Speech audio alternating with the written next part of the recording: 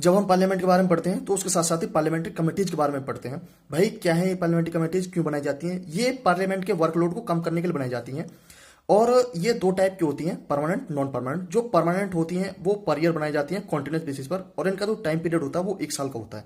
और जो non permanent होती हैं वो स्पेसिफिक टाइम पीरियड के लिए बनाई जाती हैं, और जैसे उनका काम खत्म होता है वो डिजोल्व कर दी जाती हैं।